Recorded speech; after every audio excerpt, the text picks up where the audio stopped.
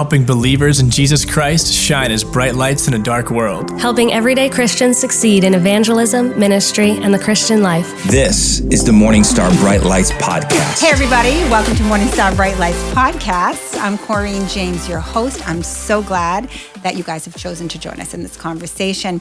We have our guest today is Ron Waddell. Super happy that he's here.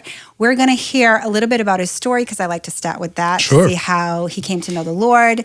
Yeah. And I'm sure we all get so much out of that. And then you have your own podcast. We do. So we're going to link that so everybody can check you out on that. Check us out. And also you have co-founded a ministry. Yes. LL. So Yes. we're going to talk a little bit about that. Cool. So let's just start out with, tell me about yourself. Well, in West Philadelphia, born in, no. Oh my gosh, that's so funny. Born and raised. But not too far from West Philadelphia, to be honest. I was born in Chester, Pennsylvania, and then the majority of my childhood rearing happened in a small town called Swedesboro, New Jersey. And as far south as Philly is ambitious walk to Philadelphia, like 30 minutes to Philadelphia. I am one of 4 children. I have 3 sisters. I'm the only boy, so they say I'm spoiled. You probably are. I don't know. I go back and forth with them on that, but they say that I got everything that I wanted. Are you the youngest? No, I'm the third. Well, because that would really seal the deal. Right. No doubt. I'm the third. My sister Kelly is the youngest. But just for context for the listeners, Chester, PA, is on the Delaware River, and my mother and my father met there, and they grew up there. But Chester it experienced a lot of divestment, and it was not the best place to be. And so my father moved us to Swedesboro, New Jersey. This was in the 70s, in typical like 70s male fashion. He just went and bought a house and then told my mom, like, we're moving. Gotta love it. Yeah, bought a house and we're going to be moving. But that was in a more suburban area. And I don't remember, they moved before I was born. I was born in 81. And I don't remember my father ever being around when I lived in that house. So there were kind of 2 different experiences, because what ended up happening in the early 80s is that crack cocaine became a choice of his, and then he ended up leaving the home, and there was a series of incarceration and all those things that he was going through. So I just want to back up a little bit. Yeah. So your dad purchased a home in a new state. Yes. And once he purchased that, yes, you kind of stopped seeing him, and he kind of took a different turn. Well, when they bought the home, I wasn't born yet. Okay. And so my older sisters, Bernadette and Anne Marie, when he first moved in, it was kind of on the straight and narrow, but they say you can move out of the hood, but the hood don't leave you. Okay. And so the first couple of years when they were there, it was kind of the traditional nuclear family. They had vacations every summer, and he had the van with all the bells and whistles, and there were updates to the house and all that. My recollection of being a child in that space was my father had already moved on. Wow. So what a difference. What a difference. Yeah. You know, to have all of that, like you said, that nuclear family and just the vacations and all of that, and how much addiction can just pull pull the rug out from underneath you. 100%. 100%. And so my 2 older sisters, they had a lot of resentment. I believe they've let that go in a lot of ways, but like I never had that part growing up. So, you never knew that? No, I never knew that those were those things coming. By the time I was born and my dad had moved out, we were on public assistance, welfare, and a single mom with a 10th grade education who was working as a preschool teacher. And so the ability to cover a cost and all those things were really, really challenging, especially where we were. There's this, the comedian Dave Chappelle makes this one reference to being like, it's cool to grow up around other poor people, but it's not cool to be poor around other people that aren't. Well, I have to say something. I grew up in the village in Whitensville, and so all the houses were attached, and you had your clothesline in the backyard that are all attached, and that's where your swing was. Gotcha.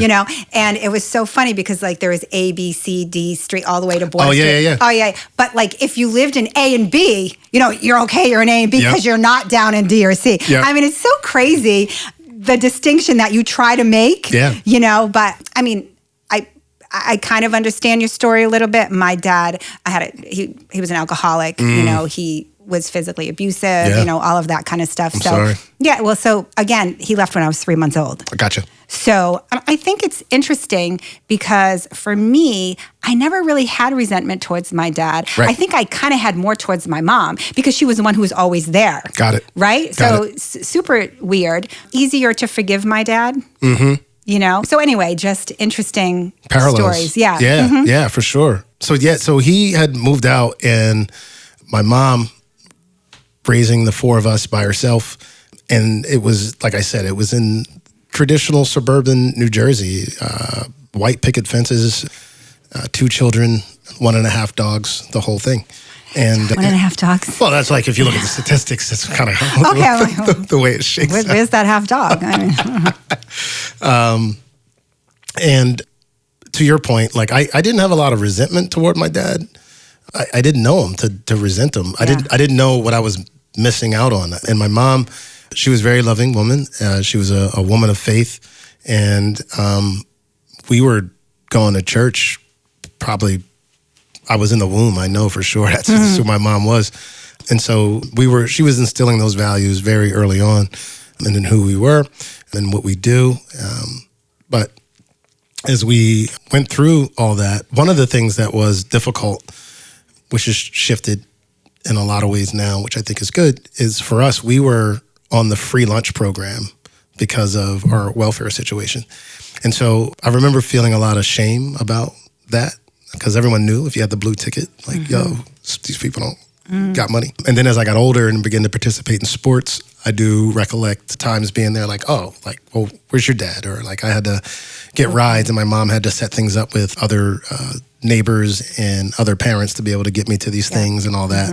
And I do remember some of that going down and feeling, like I said, some shame around that, as well as probably an inferiority complex, and really felt I needed to prove myself through, like, at that time it was academics. So fast forward to 8th grade, my mom gets sick with cancer, breast cancer. And we weren't sure what the process was going to be there, but we went through that whole process. And fortunately, after a double mastectomy, I went into remission, and we thought we were in the clear. But it came back aggressively my sophomore year and my freshman year in high school, and then she passed away during my sophomore year when I was 15 in 1996. But one of the things that I think is important to highlight about my mom is not only did we go to church, right? Like, and I think that there are benefits to going to church, but she really embodied what it meant to be a follower of Christ. And what do I mean by that?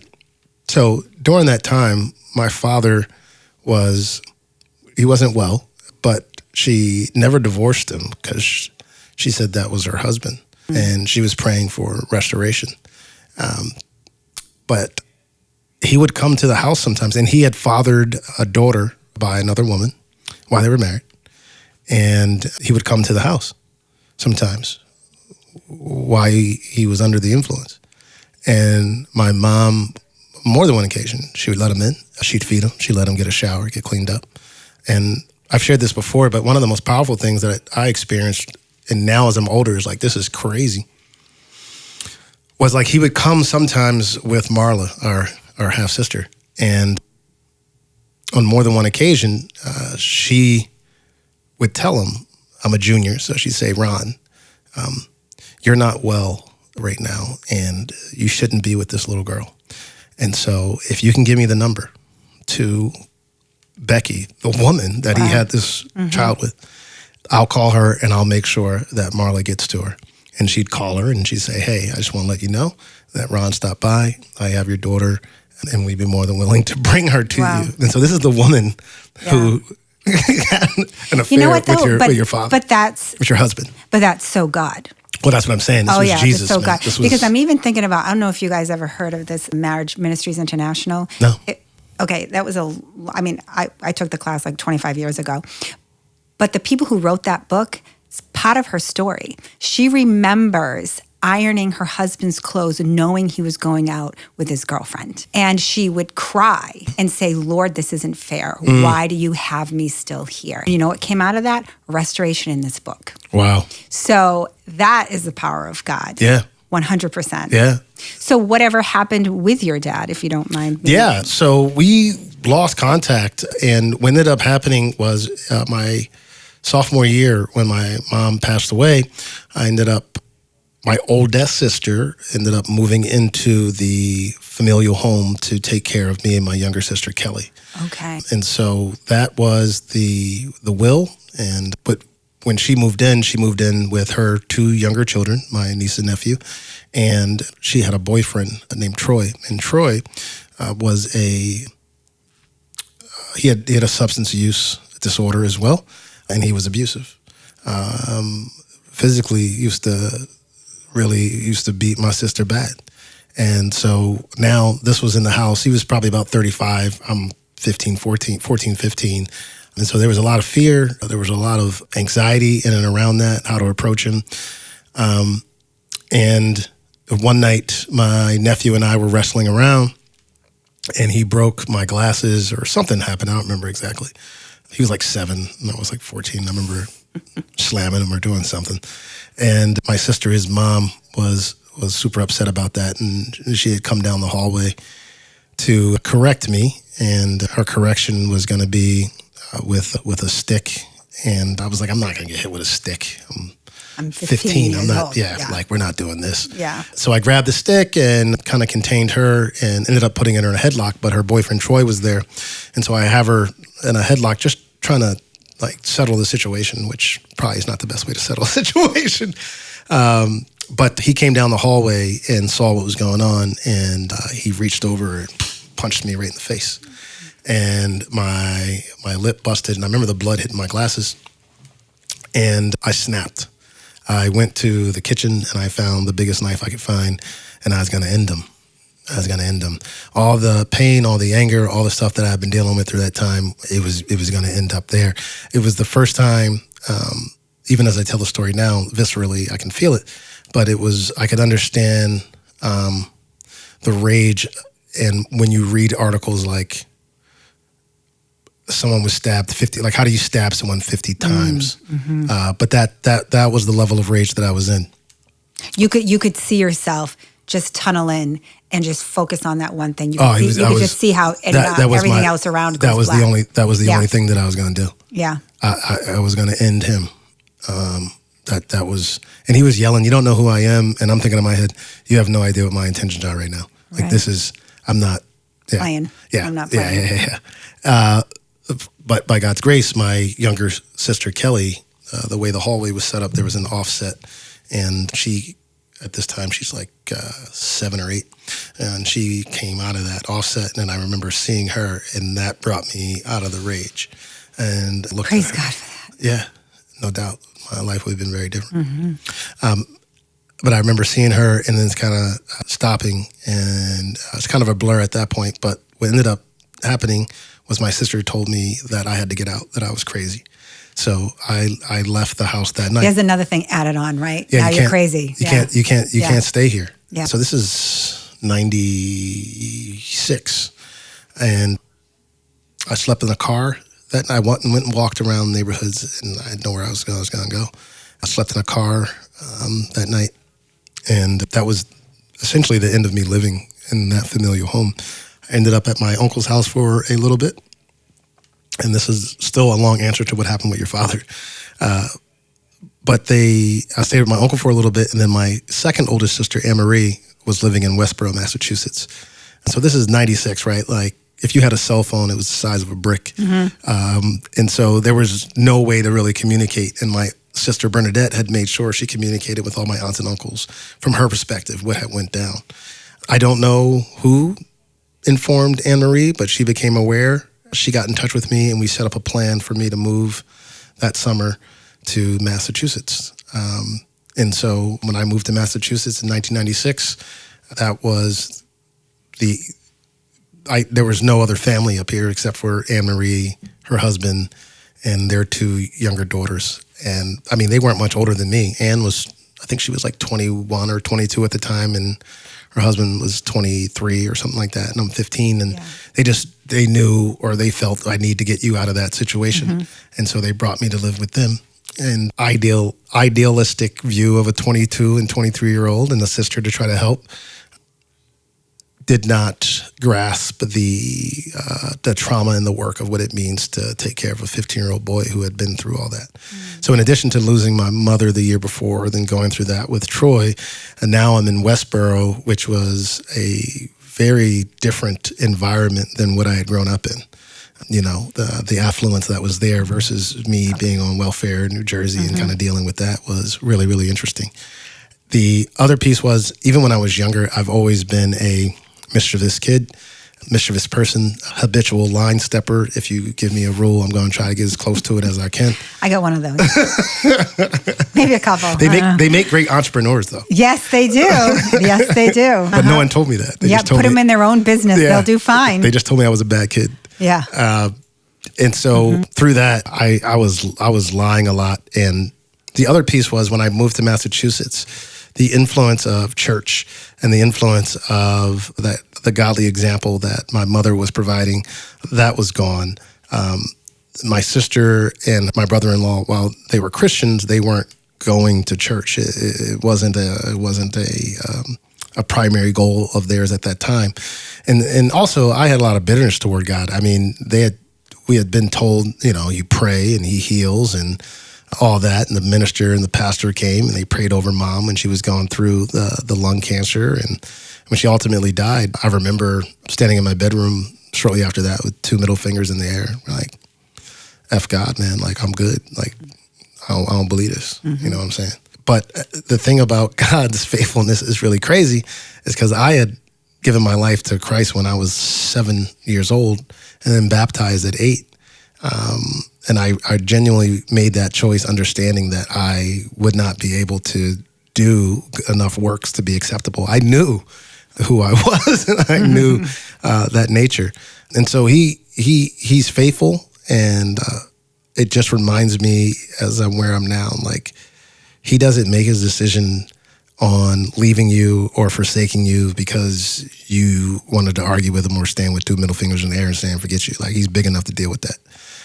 At the time, though, like, I was completely cut off from wanting to go to church or do any of that. And so now I'm living with them, and I get introduced to drugs and alcohol as a junior in high school, and I'm not doing great in school. My grades aren't great. And then there was one whole season of track and field. They told me that I couldn't run track and field because my grades weren't good enough, but I still ran. Yeah. I told them I had a job and I was going to work, but I was going to practice. And so I always had stories about what happened at work, and I'd come back in my gear and all that. And so there was a series of these things that I was lying about, and they were getting tired. And then I stole some of my brother-in-law's pornography tapes, and they found out. And they had moved from Westboro.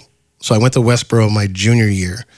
The summer of my junior year, they moved to Grafton. And so we enrolled in another high school. And so that's 3 high schools in 3 years. That's a lot. 3 high schools in 3 years. I went to Grafton High School probably 3 weeks, 4 weeks, and then I just stopped going. I had my friend Diane call me out, pretend to be my sister, and she would call me out, and we'd go hang out and do whatever we wanted. And so all this was going on, and my sister and brother-in-law, they had enough, and they were like, I'm sorry, man, you've got to go. So my senior year of high school, I was homeless in between Grafton and Westboro. And they told me I had like 3 weeks to figure it out. I'm a prideful person. I'm working on that still. Aren't we all? And so I left that day not knowing where I was going to go. Okay. I was like, I'm out of here. And so I'm not going to stay somewhere I know I'm not wanted. It's like I felt guilty even trying to like go get snacks out of the kitchen. Like it was like, you guys don't want me. You know what I mean? Gotcha. Yeah. It's not really your home. It felt weird. And so I went to a friend's house. I remember calling his mom. I wasn't clear. This still informs how I communicate today because when I called Mrs. Wagner, I told her my situation and I was like, I need to stay. And so I went there for that night. And then the next day I went to go back and she was like, no, that was just for last night. And I was like, oh, she's like, no, you can't stay here. I was like, oh.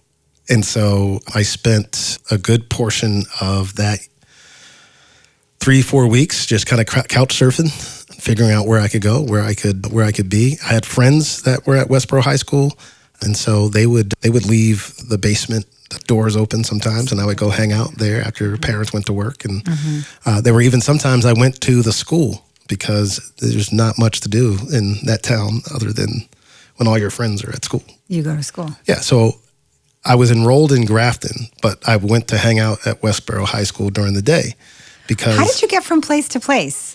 I'm just thinking logistics, like... Yeah, well, they were friends, and they were... And you were old enough, everybody had their license. They had license and cars, and so, you kind of talk with folks, and as long as you had some weed, then people are willing to pick you up and drive you around. That was kind of the barter system at that point. Plus, I'm a likable guy. People wanted to hang out. But I tell that story about going to school because there was one moment that stands out to me is I was at Westboro High School one day hanging out, and there were teachers that were cool. They let me come to their class, and someone had alerted the principal that I was there, and I got called down to the principal's office. And what I remember from that interaction, though, is them telling me, if you come back again and you're here, we'll have you arrested for trespassing. And looking back as an adult now, I'm saying that's wild that no one asked why I was there or what kind of support or help I needed or any of that. Because you would think the first thing that they would say is, what can we do to help you? I would have, why are you here? Right. What, right? Like, right. But that's what I remember from that interaction.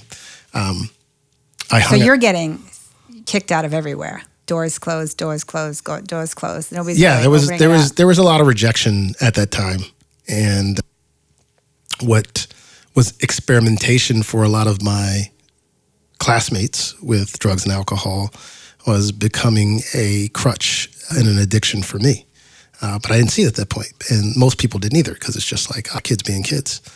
And I'm hanging out one day after school at football practice. Again, I'm not playing football, but I'm just there because I had played football my junior year there, and the coach was cool. And so I'm hanging out, friends there. They let me track plays and help in that way. And a woman walks up to me, Nancy Davidson. I didn't know her at the time. An older white lady walks up, and she's like, "Hey, are you Ron?" And I'm like, "Yeah." And she's like, "I heard about your situation, and we'd like to help you." And I'm like, "Yeah, all right."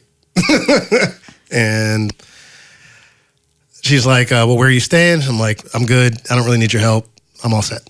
And she's like, "Well, maybe we could just take you by the house to show you like what's, And I was like, "All right, I'll go. All right, whatever. What do I got to lose?" So I go with Nancy to this house, and it was the biggest house I've ever seen in my life.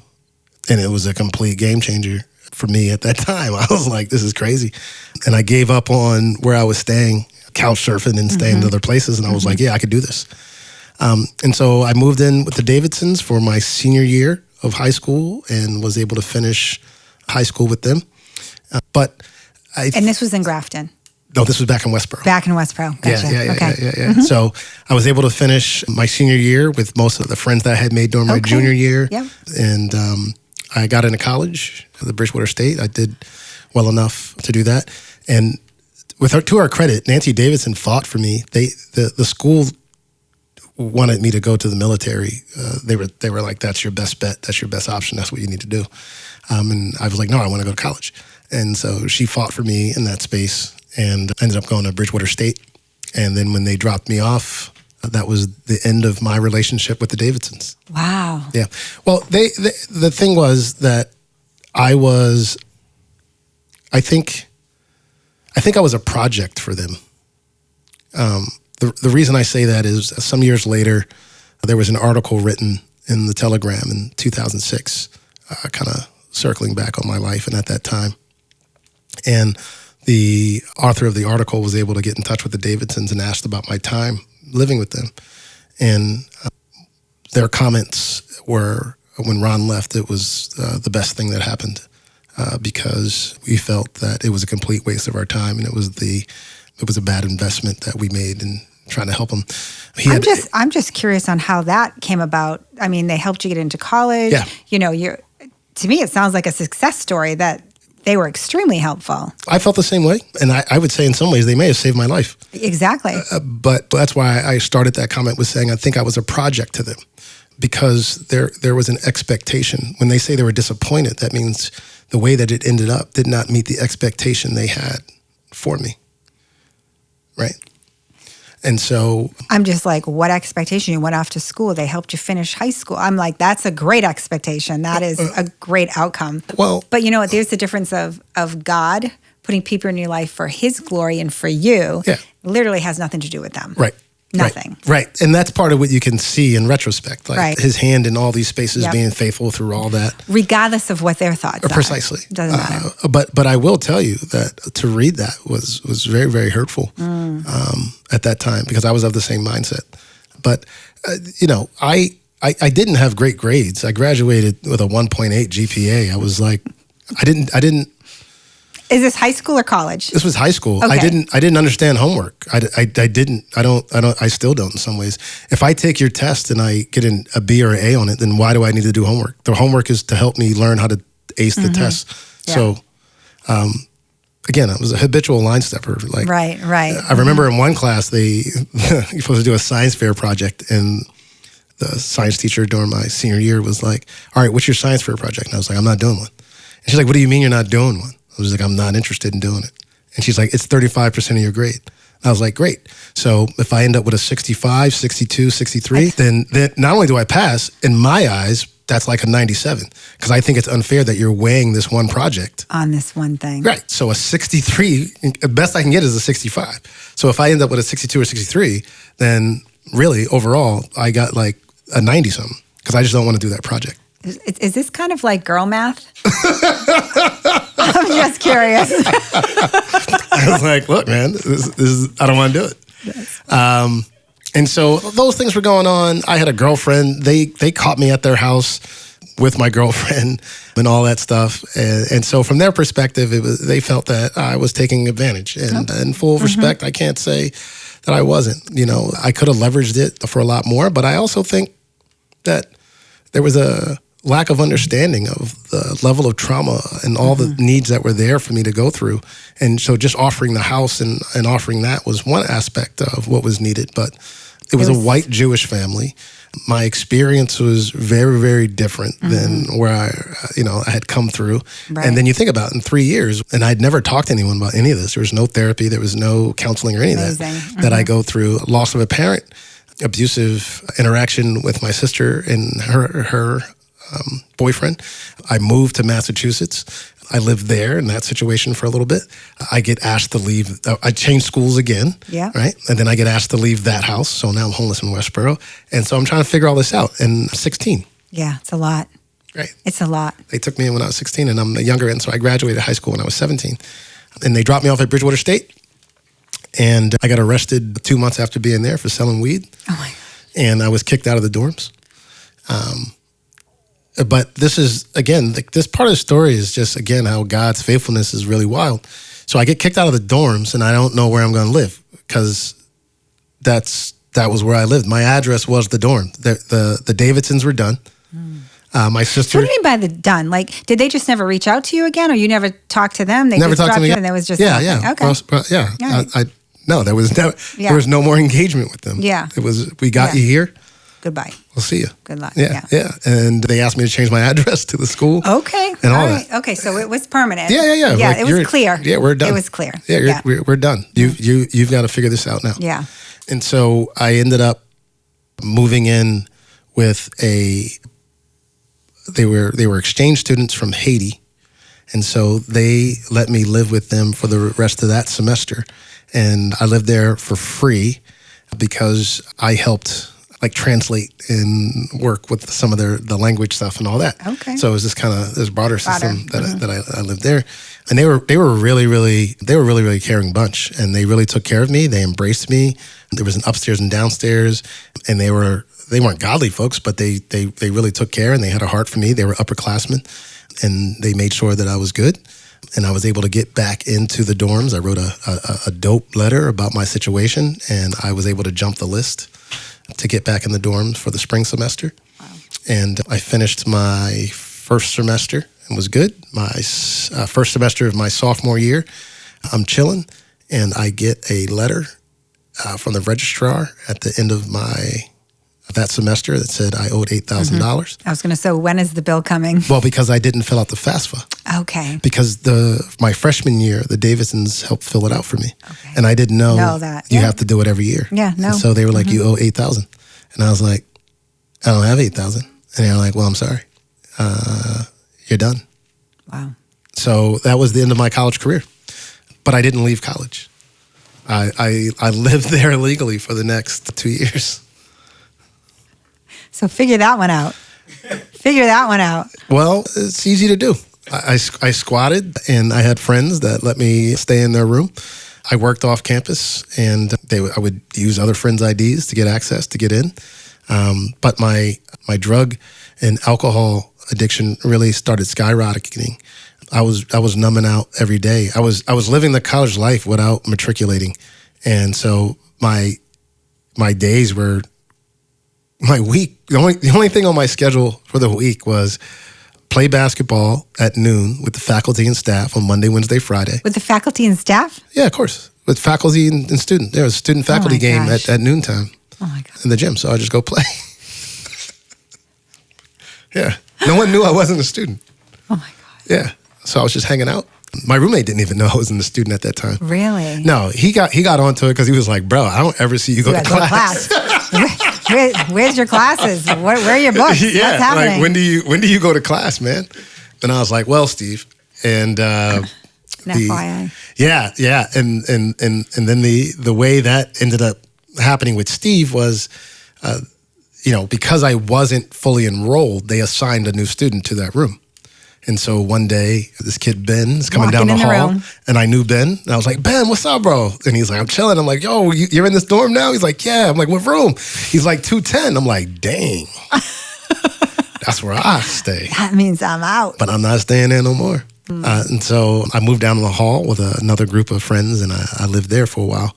And like I said, man, at that point, it was bad. I was doing anything to get your hands on. So where were you working? I would always work at a food place. Okay, because you can get food. Because you can eat. Oh, smart. Yeah. So I worked at a restaurant. Yep. I worked at KFC. I worked at Burger King. Perfect. I worked at McDonald's. Yeah. I worked there twice. Got fired twice. But yeah, so I always was able to get food, and then I would also barter food for other things. Okay. Yeah, college kids want food, especially if I got chicken tenders and I'm the cook, so I could make extra stuff before I leave. Yep. And I leave with like 50 tenders, and I would come back just throwing tenders to people. Yeah.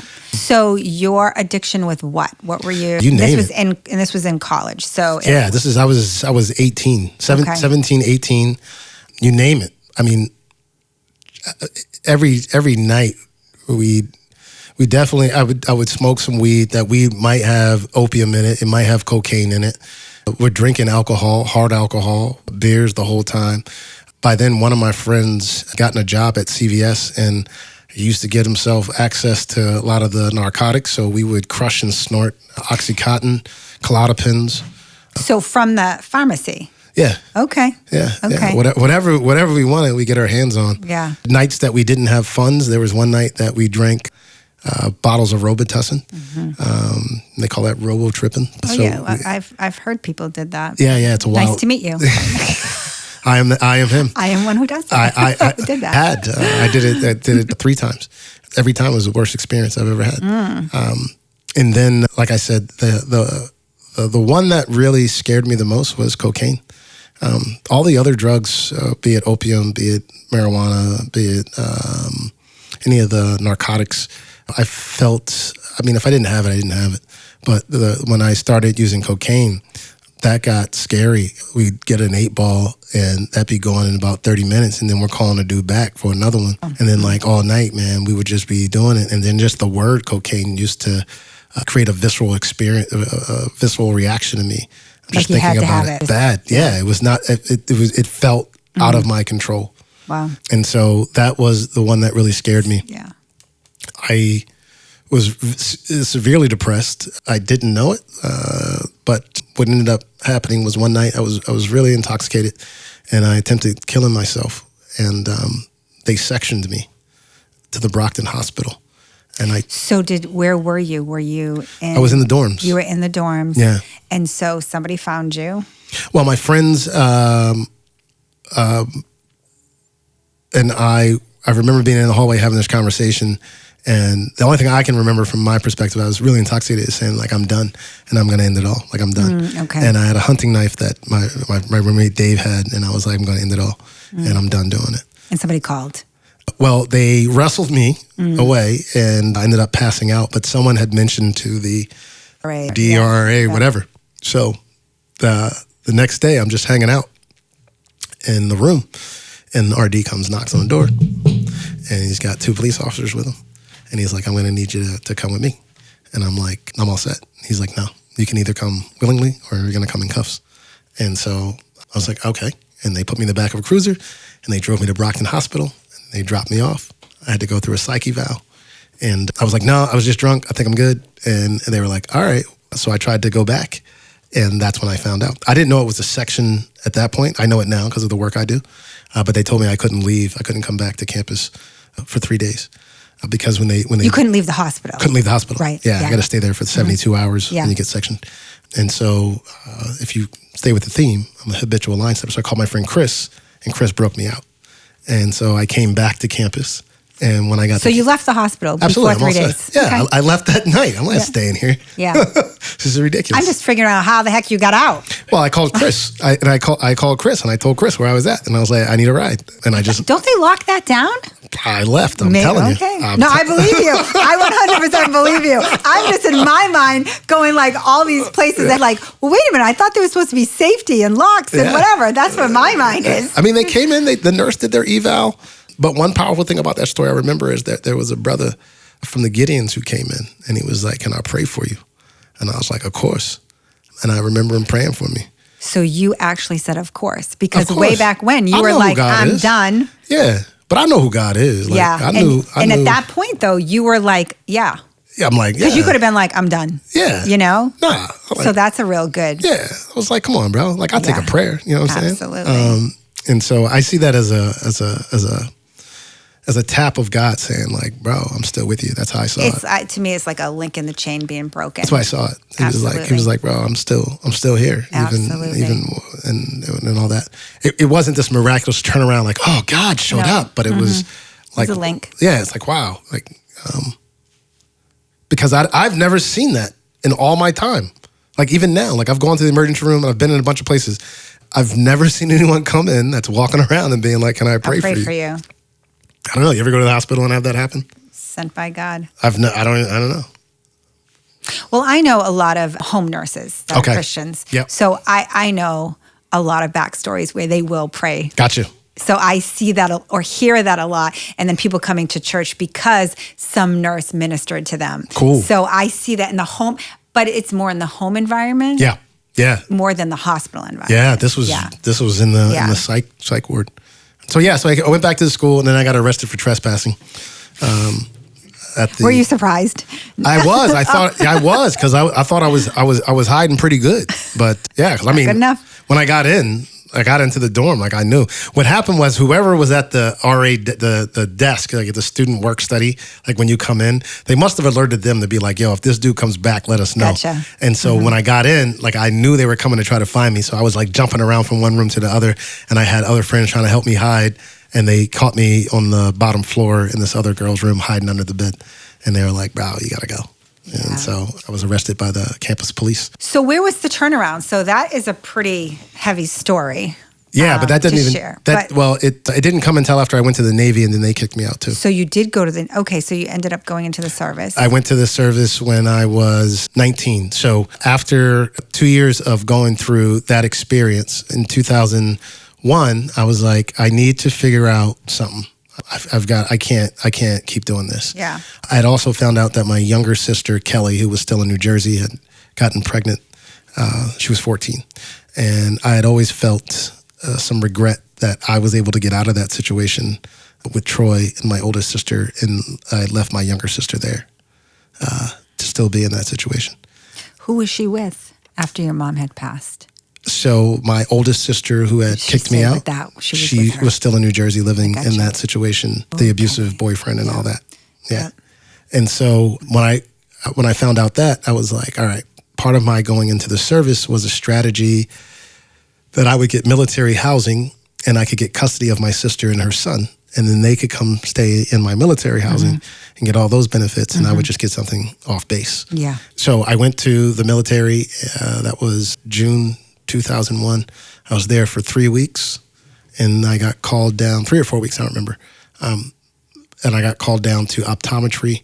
And they set me in the chair. And they brought in like 4 or 5 residents. And I remember them looking into the eye thing, and then doctors like, do you see it? It's just like in the book, right? It's really rare, but you can see it, right? And they're all like, yeah. And no one told me what was going on. They're all excited, and it's your life here, right? Yeah. And so I was told I had Fuchs dystrophy, which is a very rare eye dystrophy. It's most prevalent in Scandinavian women. Somewhere down that generational line. And it made me unfit for any military duty. Wow. And I appealed, and they rubber stamped. They rubber stamped, and were like, you got to go. Wow. I was crestfallen because that was my plan to get back on track and get the discipline and be able to help out. It was a good plan. It was. But God's plans are always greater than ours and bigger than ours. And in retrospect, again, I see his hand in that, because June 2001, 8 weeks of basic for the Navy, I would have finished sometime early, mid-August, and we all know what happened September 11th, 2001. That's right. And so I would have been, I'd have probably been on the first thing smoking. I'm listening. I have a friend who was in the Navy, him and his wife, and he was out there. On September 11th. He was in Navy, and he was out there. Yeah. He said the worst part was not knowing what was happening back home. I'm sure. Yeah. I'm sure. Absolutely. Yeah. So that happened. When I came back to Massachusetts after leaving the Navy, I enrolled in Job Corps. And when I enrolled in Job Corps, I was still doing a lot of drugs. Actually, matter of fact, I was selling drugs to the staff. And at Job Corps? 100%. And that bided me some time and being able to get away with a lot of stuff. And I understood, and I was, with all due respect to the folks that are in Job Corps, I was coming from a very different perspective. Like, I had finished high school. I had already done some college. I was there because I had nowhere to live. A lot of young people that are there are either court mandated or they've had other troubles that they're going through and why they're there, at least at the time when I was going back in the early 2000s. And so I would leverage, I figured out that if I do well, it's a benefit for them. Right? Yeah. Yeah. And so when I figured that out, their stats. Exactly. When I figured that out, I just focused on what I needed to do. I finished the business and clerical trade. They taught you how to use a facsimile machine. I remember. We're dating ourselves, but I remember. That was what we were getting trained on how to do. And mind you, I had went to Westboro where we were doing keyboarding in my junior year, 1998. We were building websites. Hang on. What year did you graduate? 99. Okay. Yeah. So my junior year in 98, like, we were building HTML websites as one of our classes. And so for me to be doing keyboarding and typing was whatever. So I finished that 3 months. I got a job working at a restoration company as a receptionist. And so you're like, where's the turnaround? Well, the turnaround comes while I'm working there. I'm still doing a lot of drugs. My friend Sarah, who I had known from Bridgewater State, she had finished school by this time, and she was living in Millbury, and so we had reconnected.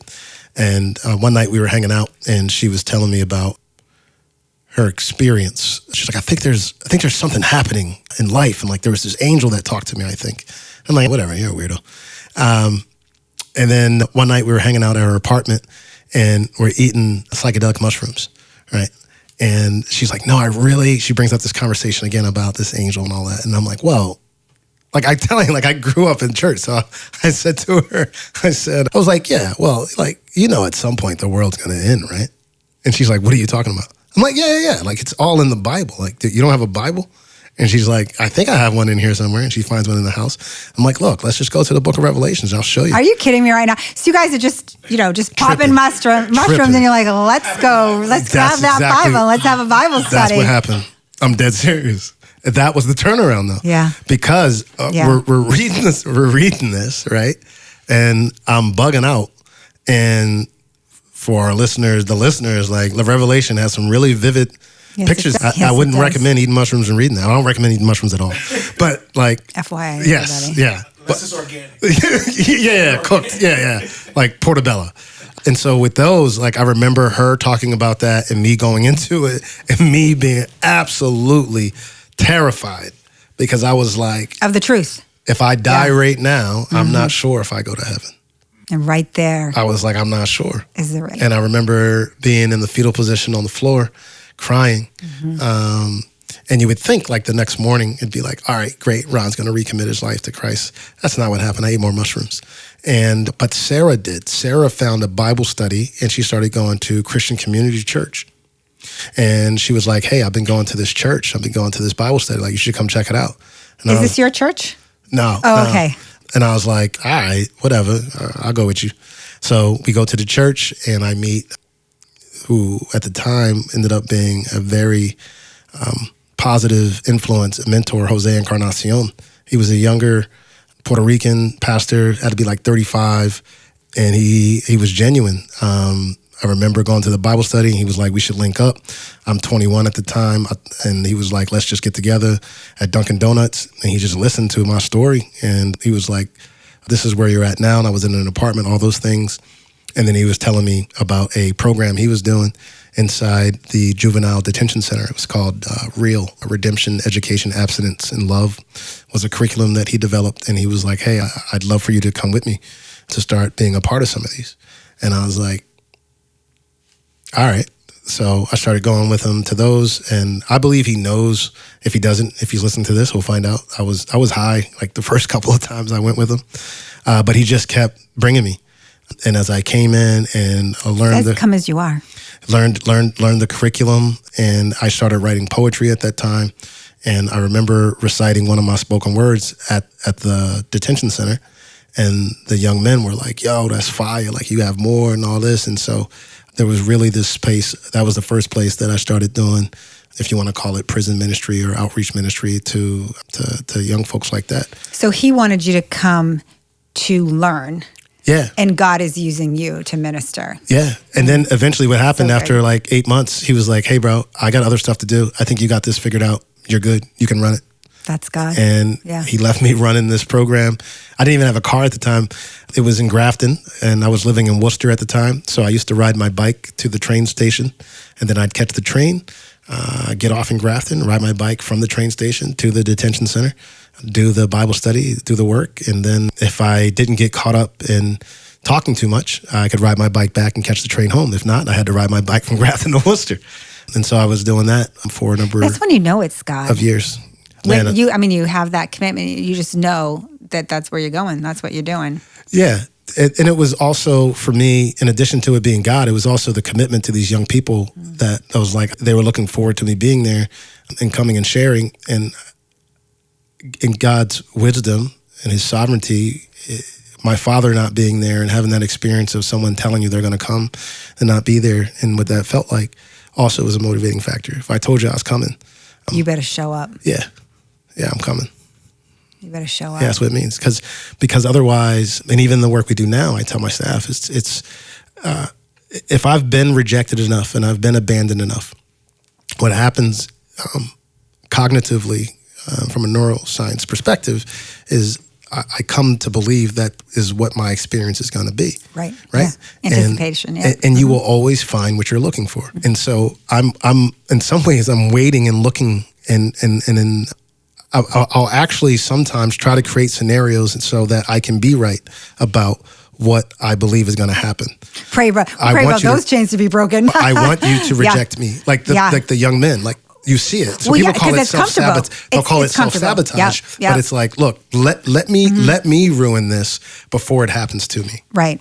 I get it. I get it. So this is a great segue because you have your own ministry and your own podcast. Yeah. I want to hear a little bit about how God called you to those things. Yeah. And what that looks like to encourage our listeners too, because God is calling us in this day to step up and to move forward and to share and to be the hands and feet of Jesus. So what did that look like for you? Yeah, I wasn't trying to do this. I wasn't trying. I had no, at that time, I had no desire to start a nonprofit, a ministry, or organization at all. We're talking about yours now. Yes, I had no desire. Co-founder of Legendary Legacies. There you go. Yeah. No, I had, so when I had gotten married and I was working in the construction field as a project manager for disaster restoration work. When we had our 2 boys, that work, which was emergency based, was just too chaotic to try to continue to manage. With all the responsibilities of marriage and parenthood. And also there were some value issues there. The company, from my opinion, started to put profit over people, and they were asking me to do things that were really against my values. And so I made a decision to leave that job. And I left that job. I started my own consulting company for a little bit. Ended up working for the Worcester Public Library. I drove their bookmobile there you go. for 3 years. And then I got a job as an outreach worker for Straight Ahead Ministries. Straight Ahead Ministries. Yeah, they've been around for a long time. Yeah. So I got a job working there, and with all my past managerial experience and all that, I climbed pretty quickly to the program director and then the site director for the Worcester branch. And in 2017 into 18, there was a grant called the Safe and Successful Youth Initiative that Straight Ahead was a recipient of, a state grant that works with the top 3% most violent offenders in your city as determined by law enforcement or criminal background. And they felt that it was mission drift for them. They wanted to get back to doing direct service inside lockups and inside detention centers. And so they were walking away from this grant. And that grant funded my position and 3 other people's positions. And we were working with about 50 to 70 young men that we had been developing relationships over And these are guys in lockup? So some are in lockup and some are in the community that have already reentered. Okay. But Straight Ahead had a different vision. Yeah, I mean, there were a number of team meetings and high-level meetings to kind of figure out where they felt they were going and where God was leading them. And the decision they made was that we're not focusing so much on the reentry work. We want to focus more on the Bible studies behind the wall at that time. And so, and they were stepping away from the grant.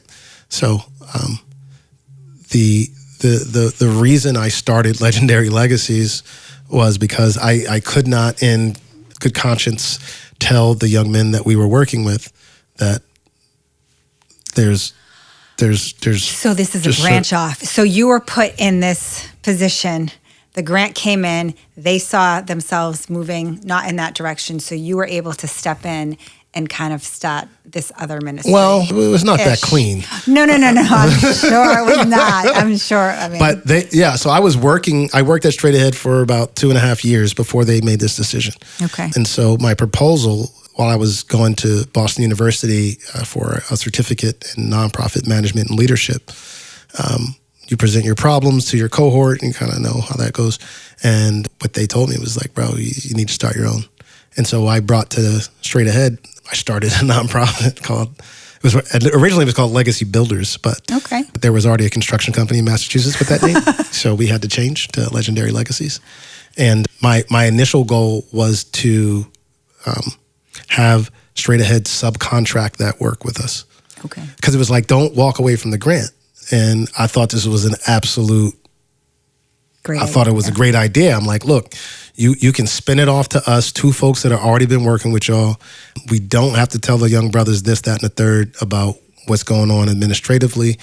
But unfortunately, we couldn't come to agreement on the numbers before the city of Worcester, because that's who administered the grant. It came through the city and then to straight ahead.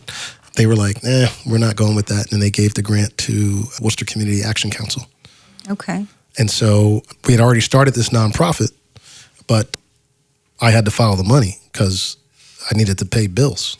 And so the grant went to Worcester Community Action Council. So you went there. I went to go work for Worcester Community Action Council. But when I went there, I told them, I said, look, I already started this thing. And because I was so committed to the idea, this is one thing, right, for listeners, is when you move in faith, like, you do wild stuff. So like, I already went out and had got the logo made. We had got shirts made, business cards. This is what we were doing. Like, me and my co-founder, we were already marketing ourselves and having this conversation in the community as Legendary. And so we ended up at Worcester Community Action Council, and we told them, I said, look, we're here because we got to get paid. But the reality is we're committed to growing Legendary Legacies. So for all of 2018 through 2019, we worked at Worcester Community Action Council. So it sounds like, God's doing stuff. Oh, yeah. Now I'm just going to be clear. Yeah. So God's speaking to you directly about starting this ministry. Like, did you seek God, or were you just kind of following the doors being opened? No, this was a commitment at this point based on a faith call. I wouldn't say God was like, go do this. This was a matter of like, this is the need. I see these young men that we've been serving, and if we choose not to, what's going to happen to them? Right. Now, this ministry is scripture-based? Proverbs 13:22 is our founding verse, which is a good man leaves an inheritance to his children's children. And that's the ethos that we come through as we work with our participants as well, is the reality of like, you may not end up being the guy that goes to Harvard, but can your ceiling be the next generation's floor?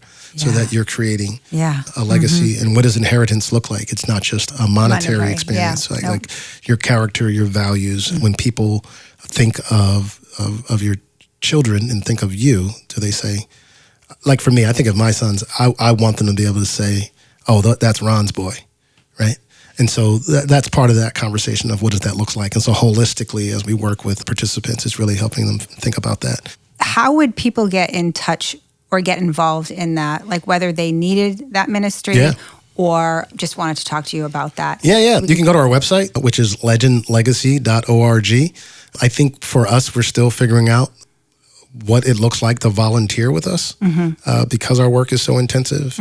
We kind of work in dyads. We have life coaches that work with returning citizens that are coming out of lockup and gang intervention. We have a crisis response team that works with law enforcement. So if there's gun or knife violence that happens to a young man between 17 and 25, we dispatch a team to the home of the affected party, and we walk with that young man and that family to try to support them and get them the services and the resources they need. And then at that level, you start to see a whole lot of gaps within our systems that really aren't there to support folks and provide for folks at all. And that's where you guys fill in. Yeah, we step in as much as we can, and we're looking to raise additional funds so we can do more of that. There's a lot of need in the city and around this space. And I think most people look at a lot of these young men that have gone through these situations as bad people, and they're no good. And so they write them off. But what does it mean to love on them? Because that's what I come to see. Most of them have been failed by a number of systems, and the first system that has failed them is their familial system.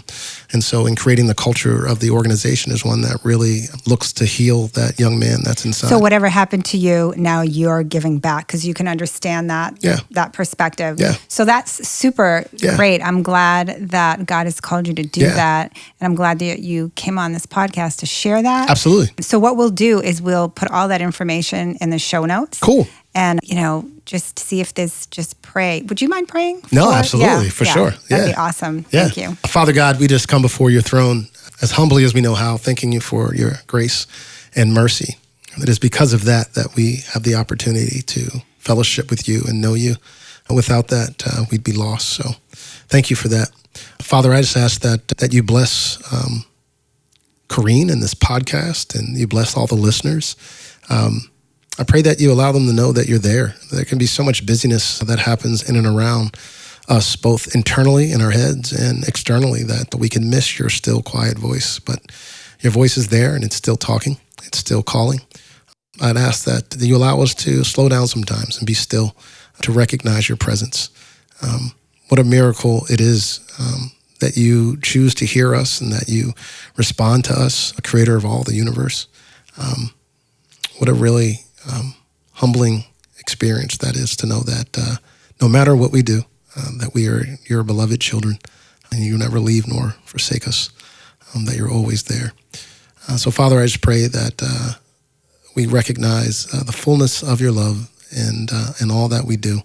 Continue to guide us and lead us in the ways that will bring you glory. And if not, we thank you for your correction, that you get us back on the right path.